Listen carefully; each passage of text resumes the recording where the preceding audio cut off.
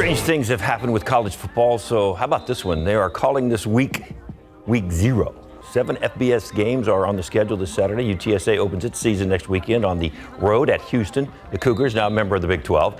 There are endless storylines surrounding the Roadrunners this coming season, but none bigger than quarterback Frank Harris about to begin his final go-around with UTSA. It's year 7 for Harris, thanks to the pandemic. So he told us how his preparations for the season have evolved over the years. It's just a process for him. I mean, you know, he's got shoulder issues, knee issues he's dealt with his whole career. And so it's the physical part, and then for him, there's the psychological part of just being grateful every day. And he's a very spiritual kid as well. So those 3 components he's trying to balance every day. And you know, how many reps does he need to get ready? Because he wants to take every one of them. And I'm like, Frank, you don't need to take every rep, man. You've been starting for 3 years now. So just that balance. Yeah, that's a lot to overcome. He has faced over the years, makes all of the recognition he's getting ahead of this season just that much sweeter. Hey, Jimbo Fisher and the Texas A&M Aggies are less than 2 weeks from their kickoff of the season.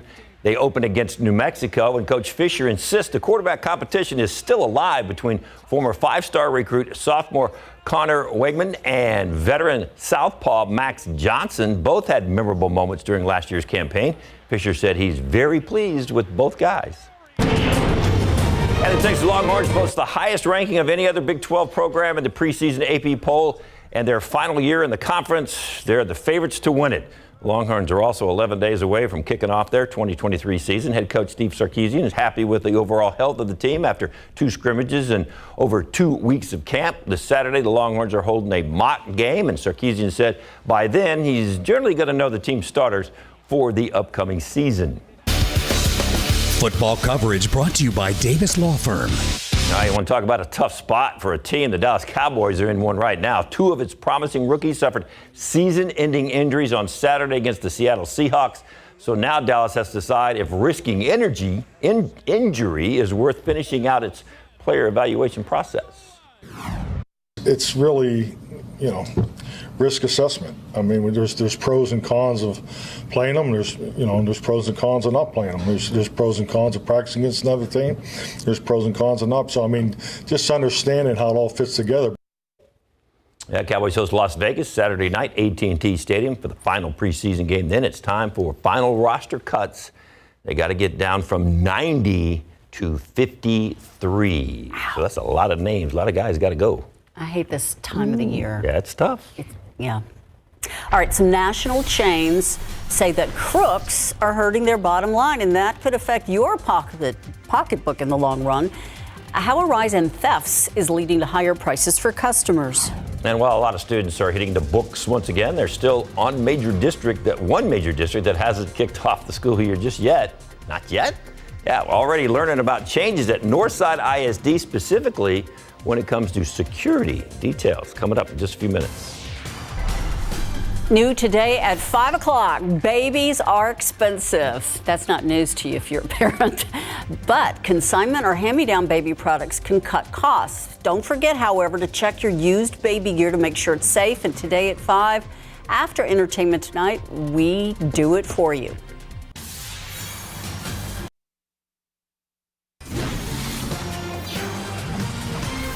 The San Antonio ISD School Board unanimously voting to file for exemption from a state law that requires an armed security officer on its campuses every day. The law goes into effect for every school in Texas on September 1st. Board members say a lack of funding and personnel is what's preventing them from staffing every campus with an armed officer. The district's police chief says his team of 58 officers is spread too thin and the force is short about 10 officers. However, that still wouldn't be enough for every campus. From panic buttons to bullet-resistant lobbies, Northside ISD implementing several security changes this school year. Those changes also include bullet-resistant security lobbies and single point of entry at every elementary school. Plus, high school students must now have their IDs visible.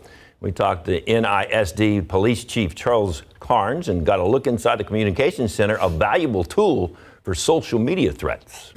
We also have filters and scrubs, through our technology here at Northside, that we get alerts when certain things are mentioned. We take every threat serious, and we follow up on every lead.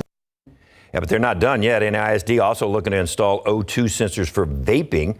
Also, throughout the school year, we'll begin to number all of its exterior doors so officers can respond to emergencies faster.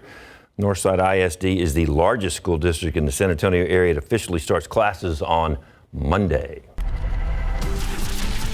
Take a look outside with live cam. Nice puffy clouds out there. So good to see them, even if they're only sprinkling here and there at this point. But I'm telling you, up in North San Antonio, we got over an inch of rain. It was so wonderful. Yeah, there were several spots here around Bexar County that did get close to an inch with some of those tropical downpours yesterday. A couple of waves that came through, and it was fantastic. I want to show you a video from yesterday. I think this is what a lot of us saw, and I saw so many people outside in the middle of these rainstorms just because we haven't seen this in so long. It's something new and different, and it was great.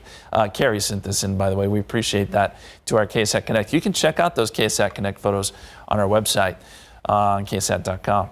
Meantime, on Authority Radar, we still are detecting a few light showers working through Medina County at this hour. Medina and Frio County. Nothing here around San Antonio other than a very light shower there on the far west side. But we are noticing there around Lytle, a little downpour. These are not going to last very long at all. You're talking about 5 minutes at best, and then they move right along. But Lacoste, Castroville, you can see some of this activity.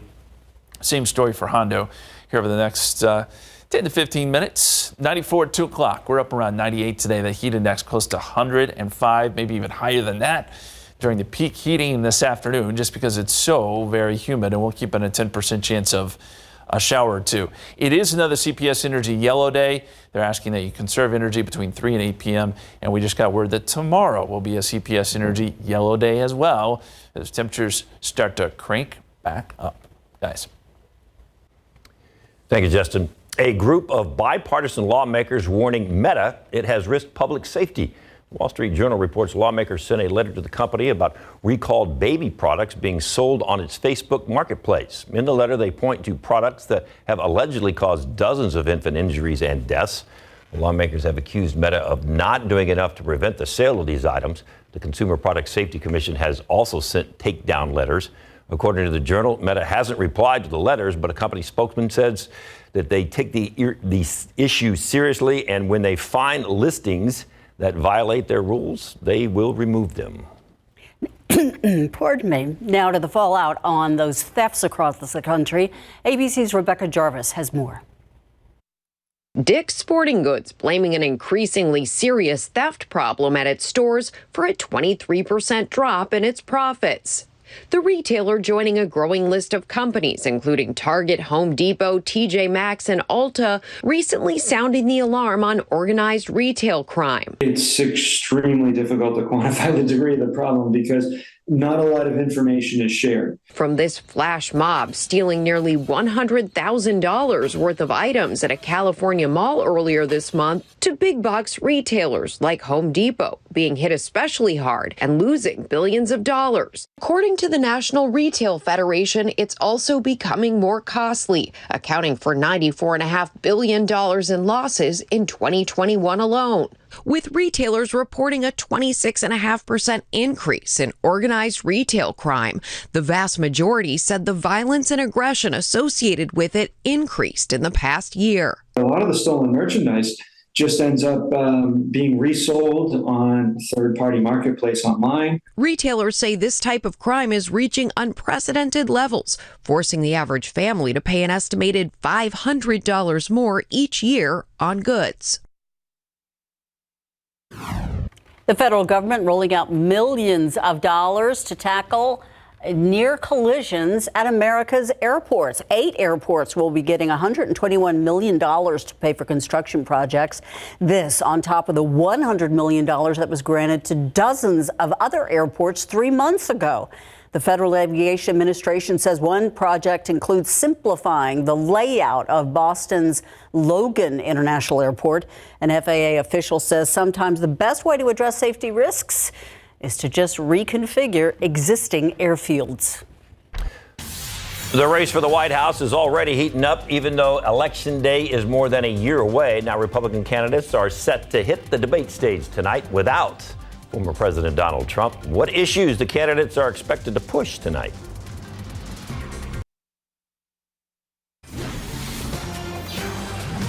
Final preparations underway in Milwaukee for tonight's first GOP debate. 8 presidential hopefuls qualified to participate, but as ABC's Jay O'Brien reports, the frontrunner in the polls, former President Donald Trump, is not going to be there.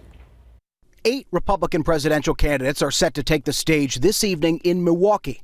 But noticeably absent from tonight's event, former President Donald Trump, justifying his absence with recent polling showing he's the clear frontrunner by wide margins.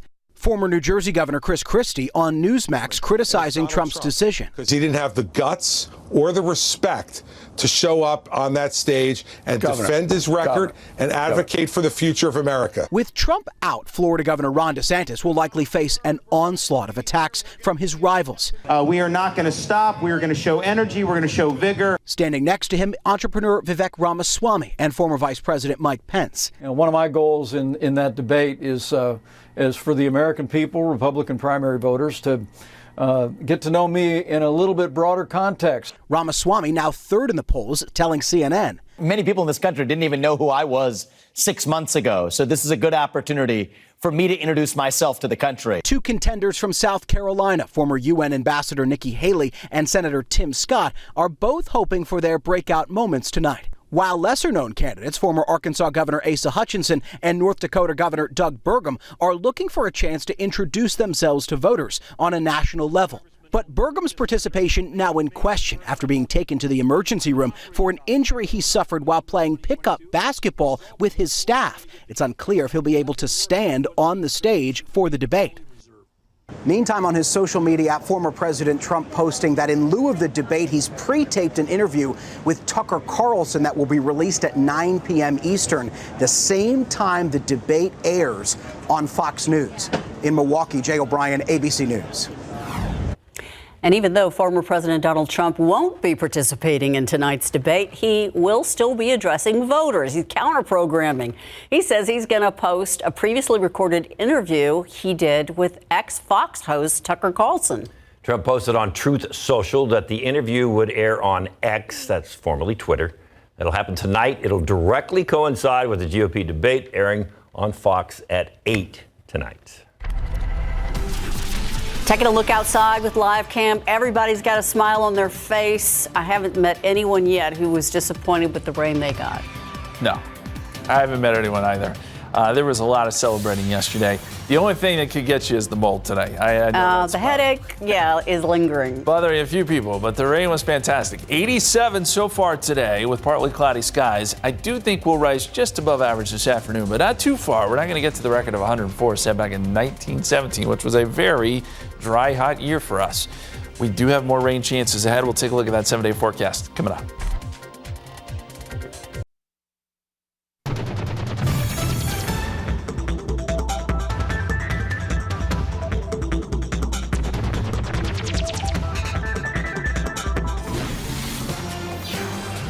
You get rain at your house? Got rain, got humidity, got the whole shooting match. It was awesome. We even got the mold pollen headache. That's all right. I knew it was coming. It's all right. You take the good with the bad. And we did. It's part of it. You know, there's nothing like sitting on the back porch watching it rain. There were a lot of bugs that came out, too, after the rain. It was interesting. No, I was okay with it. It wasn't like, I'm sure the mosquitoes will come back, too, but there was just, everything was coming out after the rain. Everyone was confused because it has been so very long. Hey, and we ended a streak yesterday, by the way. We did not hit 100 degrees. In fact, we didn't even get close. It was only 91 yesterday, so we ended our streak of 23 consecutive days at 100 or above. That was the longest streak we've had in recorded history here in San Antonio. I think we're good with that. Although we are going to see some more triple-digit days ahead, I'm afraid. What's left of Harold is now moving out towards El Paso, bringing some much-needed rain there. Also parts of New Mexico and Arizona that need some rain. So the tropical moisture continues its trek to the west. But you'll notice it has kind of a little bit of a tail that extends back into South Texas, and we're still seeing some of those showers right along that feature.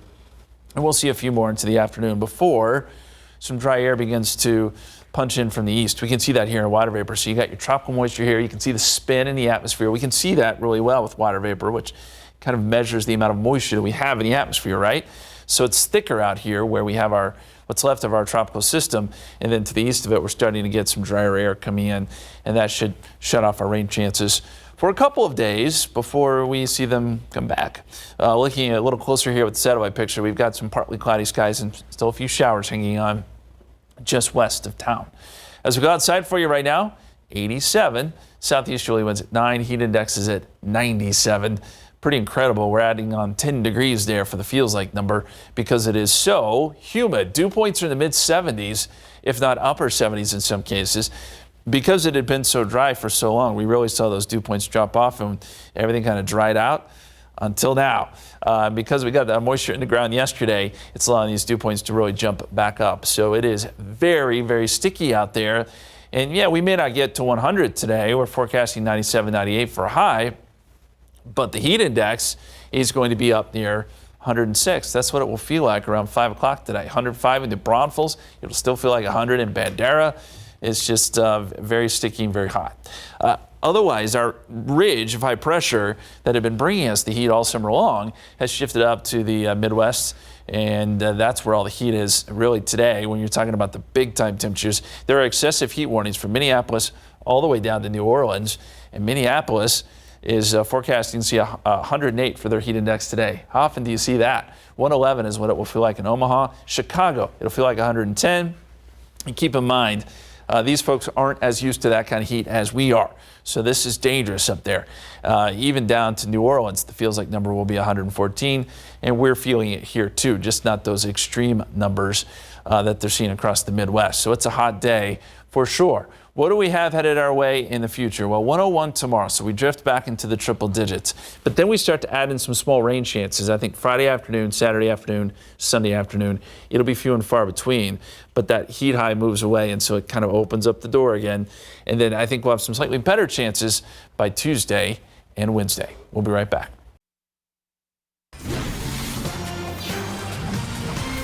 All right. I don't know how they're going to beat the cuteness of that dog. I wonder where that dog went. Where'd it go? Someone take a look right down here. And Daphne found a friend, Linus. Double trouble, or double the cuteness. And we are, of course, celebrating ahead of National Dog Day. Right, and if you want to celebrate at home with something special, well, Maricela Martinez from the Waggery is here. What you got for these pups? Hi, so we have some custom organic human-grade ingredient barkery goodies, pup cakes, custom cookies, and a cookie cake.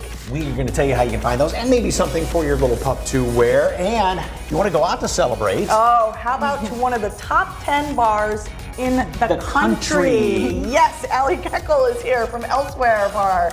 Tell us why. So today we are doing some of our tasty treats for humans and also for dogs. We have a burger for the human, a burger for the dog, and a doggy beer to wash it down with. A doggy beer? No wonder it's popular. There we go. Yes, indeed. Hey, social question. Send in pictures of your pup. Just scan that QR code right there. Linus is going this way. Don't work with dogs and kids. And Jen, save us. What you got going on at IKEA? That's right, we're here at IKEA. They are ready to spruce up your happy space. And here's what I love about this place. Look at this. You think it's a shelf, it's actually a shoe holder. And if you have a student in your home, this right here looks like it's a shelf, but it's also a desk. Okay, so many tips. Janelle's gonna help us out in a bit, and we're gonna tell you about big savings they had to celebrate their 80th anniversary. You made it back. I did make it back. Linus is over there, though. More coming up.